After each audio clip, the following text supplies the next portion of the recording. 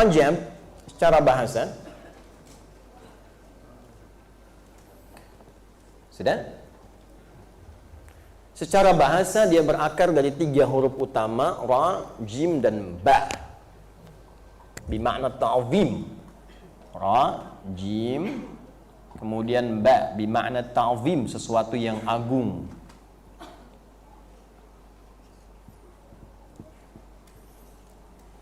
Wal inbihar, sesuatu yang besar, dahsyat, istimewa. Sudah? Kalau disambungkan ke makna yang tadi, ya, ke bulan Hurum, bulan evaluasi, bulan meninggalkan yang haram, bulan meninggalkan segala yang dilarang, maka seakan-akan ada makna seperti ini, bahwa evaluasi diri itu, meninggalkan yang haram itu, meninggalkan yang tidak disukai Allah dan Rasul itu sesuatu yang agung di sisi Allah dan Rasulnya. Jelas sampai sini?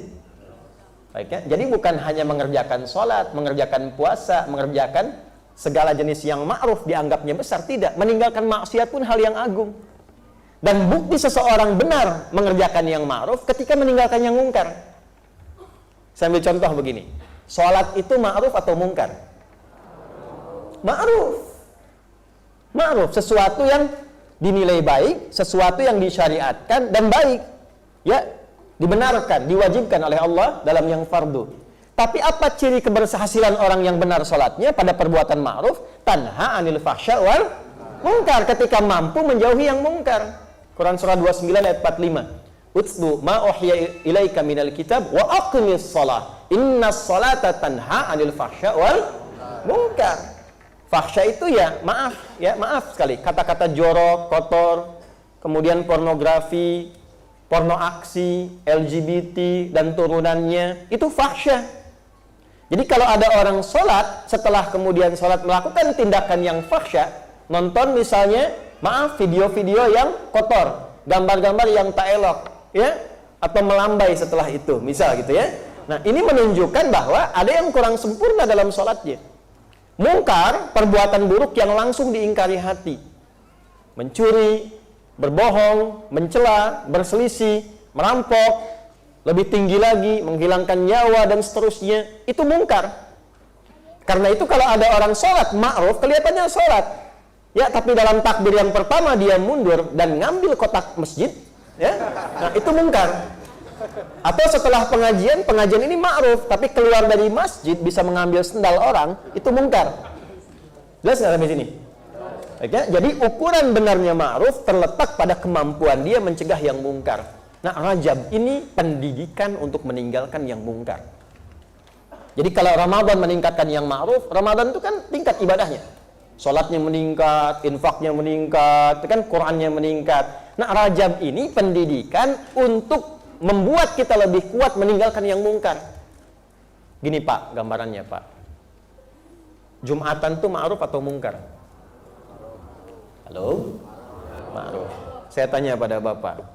Jika ada yang menawarkan proyek ke Bapak, nilai keuntungannya 1 triliun, 1 T, tapi bersamaan dengan Jumat, Anda pilih mengerjakan proyek itu atau Anda pilih Jumatan? Enggak ada pilihan kedua, awas. Itu aja pilihannya. Hah? Ayo coba. Tuh. Nah, ini yang tidak mudah. Sekarang ini jangankan 1 T, untuk jaga toko saja yang tidak seberapa yang didapatkan bisa ninggalkan Jumat. Itu. Ya. Sekarang ini dahsyat Pak Ibu, zamannya berbeda, eranya disrupsi, ada era perubahan yang dahsyat.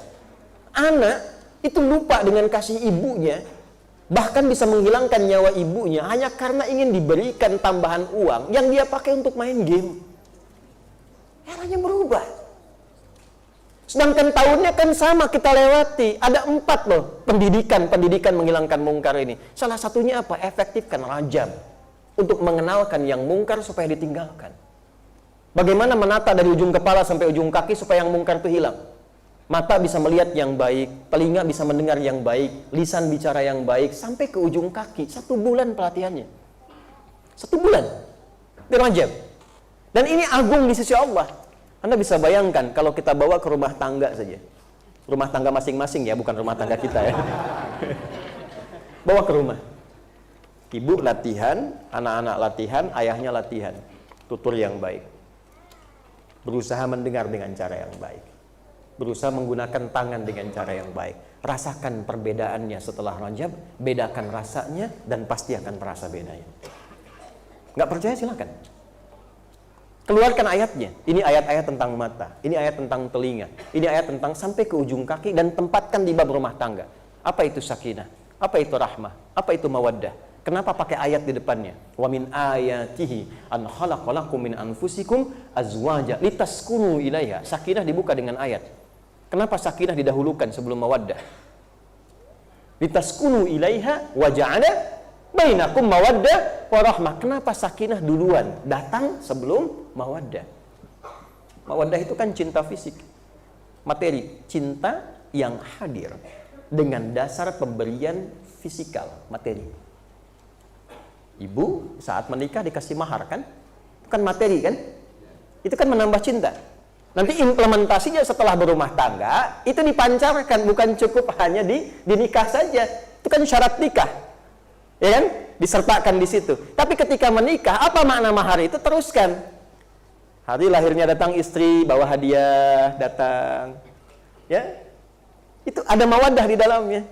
Mama, selamat milad ya, semoga berkah sisi Allah, semoga rumah tangga kita makin baik. Ini emas 2 kilo, misal.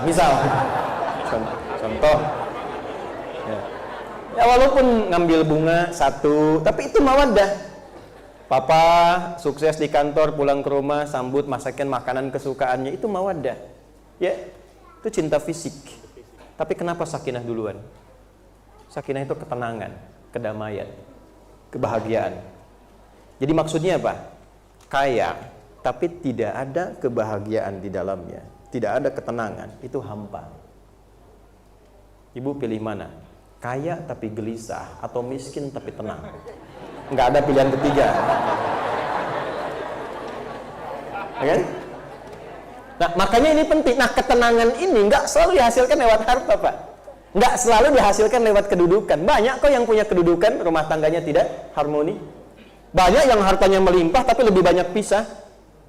Ketenangan itu dilahirkan ketika setiap pasangan saling memahami yang dengan itu memfungsikan keadaan tubuhnya untuk berbuat lebih baik. Itulah Rajab yang mengantarkan pendidikannya. Dan itu agung di sisi Allah. Karena kalau orang sudah bisa menepikan yang salah, solehnya muncul. Hidup itu kan berpasangan. Baik lawannya apa? Buruk. Kalau yang buruk sudah nggak ada, yang baiknya muncul. Sebaliknya, kalau yang baik tenggelam, yang buruknya dominan. Kan konsepnya begitu. Dalilnya apa Ustaz? Surah 91. Ayat berapa? 7-10.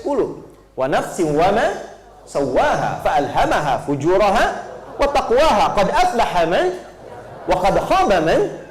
Itu Al-Hasan Ibnu Ali, hafidh Rasulullah sallallahu alaihi wasallam radhiyallahu taala anhum jami'an. Al-Hasan itu ada satu cerita dalam satu riwayat yang membutuhkan validasi tapi maknanya tinggi. Beliau jalan di era fitnah besar. Jadi ada Al-Hasan, ada Al-Husain, kita mesti kenal ini. Insya Allah setelah peresmian pesantren, ini belum diresmikan. Jadi setelah peresmian, nanti saya buka beberapa sesi untuk umum supaya tahu isinya. Itu dari depan sampai belakang itu ada maknanya, ada narasinya. Nah, ruang tunggu kami itu di depan ada Al-Hasan dan Al-Husain. Di situ ada profilnya, ada biografinya, keterangannya dan sebagainya. Jadi begitu Anda scan muncul penjelasannya. Kalau Anda ingin belajar tentang Quran, ketawadhuan, sifat-sifat keilmuan, Al-Hasan. Tapi kalau Anda ingin tahu tentang kekuatan fisik, paras yang elok, tampannya, karismanya, Al-Husain. Itu gambaran dari dua sifat Nabi SAW. Al-Hasan ini saat dewasa jalan dengan putra beliau dalam satu riwayat di era fitnah besar, dicaci oleh orang, era fitnah yang sangat luar biasa, A, B, C, D dan seterusnya. Beliau diam. Perhatikan, anaknya berkata, ya abati lima lam tarud. Pak, kenapa bapak enggak balas? Maksud balas tuh begini, klarifikasi aja bahwa itu kan enggak benar gitu. Perhatikan, apa jawab ayahnya? Wa ma adri kaifa arud. Bapak tuh nggak tahu gimana cara balasnya. Untuk mencari kalimat yang mengklarifikasi tuduhan orang, untuk mencari kata-kata saja supaya mengklarifikasi, itu masih berpikir jangan-jangan nanti dia tersinggung dengan kata-kata ini. Itu nyari kosakata yang pas gak ketemu, saking baiknya orangnya. Ya. Jadi ada orang yang saat marah mau balas dengan kata-kata kotor lagi, dia nggak bisa tuh. Wal kadhiminal ghaidha. Dia nahan dirinya, bukan hanya nahan, nyari kata-kata itu nggak sanggup karena nggak punya pulsanya. Dia nggak punya pulsa kata-kata yang kotor, ya. Dia nggak punya kosakata kebun binatang, nggak punya kosakata ya pasaran, karena nggak terbiasa. Jadi ketika mau mencela pun itu susah gitu, karena nggak ada pulsanya, nggak ada kosakatanya. Nah, kalau sudah sampai ke titik itu sehingga sulit menemukan yang salah, maka Anda akan mudah menjadi pribadi yang soleh. Gak cukup dengan amin tuh, ya latihan dulu di sini. Inilah Rajab. Ya. Karena itu, limadza summiya Rajabu Rajaban li'annahu yatarajjab khaira baina Sya'ban wa Ramadan. Kenapa disebut dengan Rajab? Karena Rajab ini bulan agung, menyiapkan bekal-bekal yang baik sebelum masuk Sya'ban dan diamalkan saat Ramadan. Jadi dari sekarang kita mulai siapkan, terbiasakan yang haram kita tinggalkan. Supaya apa? Ramadannya full bisa menjadi soleh. Anda nggak mungkin bisa baca Quran kalau yang haram masih ada dalam diri. Nggak mungkin. Ada seseorang mengadu pada seorang syekh, saya sulit baca Quran. Sulit sekali. Udah gini, nggak usah baca dulu kata syekhnya, ambil mushaf Anda yang paling besar yang ada di rumah Anda. Setelah itu, masuk ke ruang tengah Anda yang luas, simpan mushaf depan Anda. Lalu tatap mushaf itu dan katakan, ya Allah, dosa apa aku sampai hari ini untuk baca saja belum mampu. Menangis orang ini, tobat dia. Ketika tobat dia mengalir, barulah kemudian dia punya kemampuan untuk berinteraksi dengan Quran. Karena yang kotor keluar dulu, yang baik baru muncul. Ja'al haqqu wa zahaqal batil. Ketika yang baik itu masuk, yang batil itu keluar. Maka kalau ingin menikmati Ramadan, jadi menikmati itu, Masya Allah gitu, enak. Di puasa itu bukan cuma tahan lapar, haus, nunggu buka, baru masuk udah ngitung kapan selesai, kapan Idul Fitri, baru sahur udah lihat kapan buka, ya kan? Jadwal imsak itu dibuatnya jadwal buka, ya kan? 1, 2, 3. Kita nikmati setiap malamnya, ngajinya, Qurannya, berlomba, kapan bisa khatam, berapa kali bisa baca, menikmati tarawehnya. Bukan mencari mana masjid yang paling gampang bacanya, yang paling pendek bacaannya, atau yang biasanya baca pembuka ayat saja. Nun, Allahu Akbar, Yasin, Allahu Akbar. Kurang nikmat. Kurang nikmat. Sahabat tuh banyak menangis sebelum Ramadan berakhir.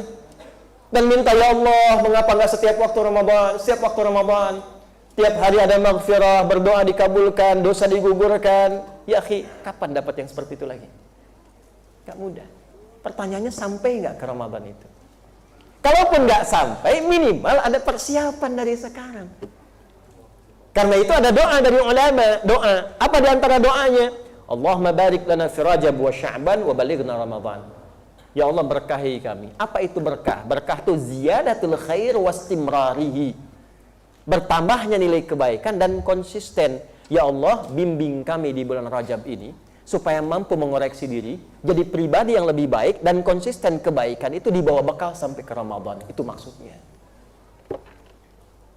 Jelas?